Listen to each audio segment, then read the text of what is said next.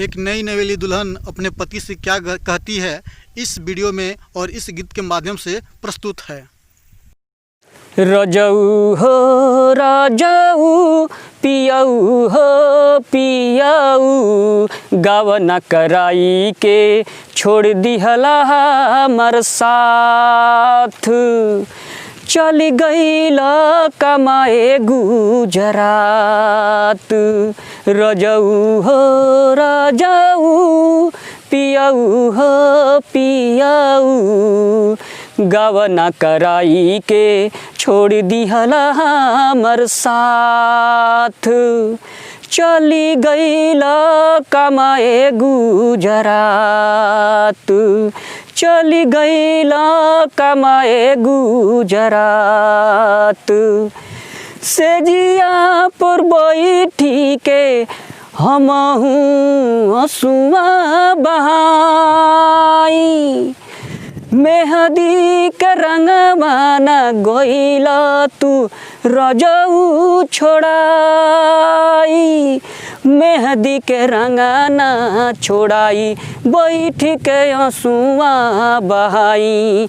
रजऊ हो रजऊ, पियऊ हो पियऊ, गावना कराई के छोड़ दिहला हमर साथ।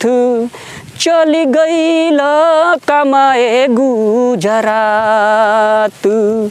चली गईल कमाए गुजरात। आई गईल दशहरा दिवाली छठ के त्योहार। रउआ बिना सुना सुना लागेला आंगना दुआर। आई गईल दशहरा दिवाली छठ के त्योहार। रउआ बिना सुना सुना लागेला आंगना दुआर। आई गईल छठ के त्योहार, रउआ बिना सुना लागे आंगना दुआर। रजऊ हो रजऊ, पियऊ हो पियऊ, गावना कराई के छोड़ दिहला हमर साथ। चली गईल कमाए गुजरात। रजऊ हो रजऊ, पियऊ हो पियऊ, नहीं चाही रुपिया ना चाही गहना तोहार। नहीं चाही रुपिया न चाही गहना तोहार। तोहरा बिना तड़पेला जियारा हमार।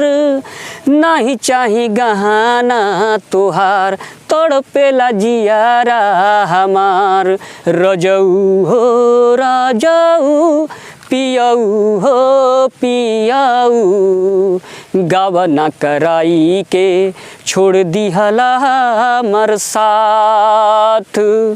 चली गईल कमाए गुजरात। रजऊ हो रजऊ, पियऊ हो पियऊ, रजऊ हो रजऊ, पियऊ हो पियऊ। धन्यवाद। अगर हमारी गाना रुआ सबके पसंद आवता तो कृपया करके हमारा वीडियो के लाइक करी और हमारा चैनल के सब्सक्राइब कर ली। धन्यवाद।